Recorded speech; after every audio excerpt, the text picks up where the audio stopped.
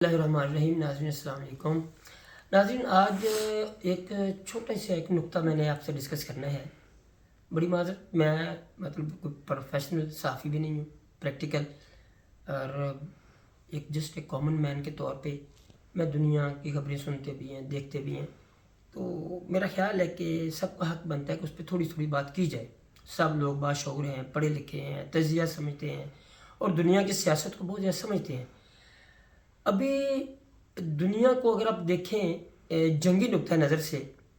امریکہ، اسرائیل، یہ دو ایسے ملک ہیں جن کا کردار دنیا میں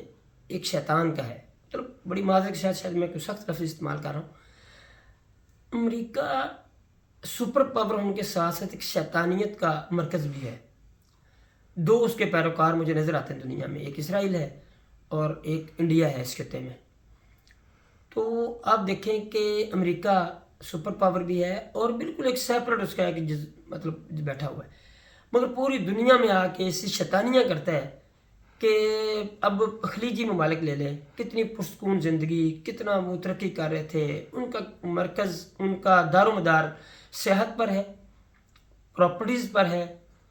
اور اپنا ایک ان کا سمجھ لیں کہ ایک ان کا کاروباری معاملات ایسے ہیں جس میں ان کو جنگ سوٹ نہیں کرتی۔ میرا خیال ہے کہ یہ سب لوگ جانتے ہیں۔ امریکہ نے وینزویلا پہ تیل پہ قبضہ کر کے، کیونکہ اس کی اپنی پروڈکشن بھی بہت زیادہ ہے، پھر ٹرمپ کے جتنے ساتھی ہیں، جتنے اس کی کابینہ ہے، جتنے لوگ ہیں، سارے آئل کے کاروبار سے وابستہ ہیں، وہ اس چیز کا بڑا فائدہ اٹھا رہے ہیں۔ خلیجی ممالک اس وقت اٹھ رہے ہیں، ہمارا جتنا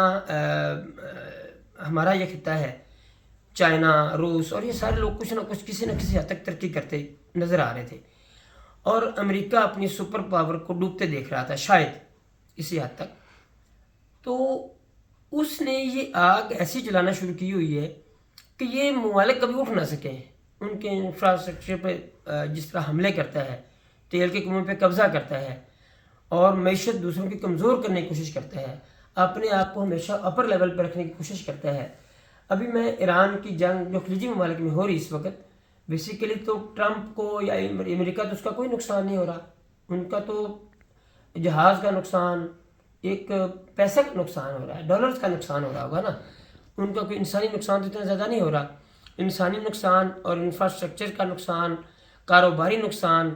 اس خطے کا نقصان اگر دیکھا جائے تو سارا کچھ تو وہ برباد ہمارا کر رہا ہے، ہمارے اس ملک، ہمارے خلیجی ممالک کا کر رہا ہے، اس پورے خطے، اس ریجن کا کر رہا ہے۔ اسرائیل کو بھی کچھ فرق نہیں پڑتا، وہ اگر ان کے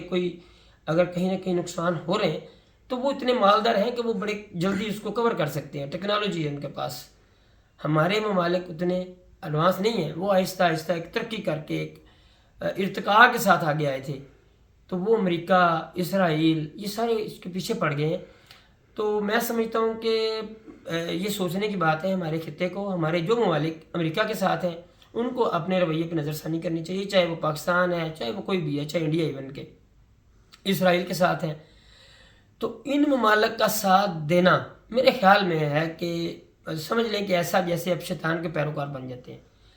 تو میرا خیال ہے کہ امریکہ کو شٹ اپ کال ایران نے اگر دی ہے تو دوسرے ممالک کو بھی ساتھ مل کر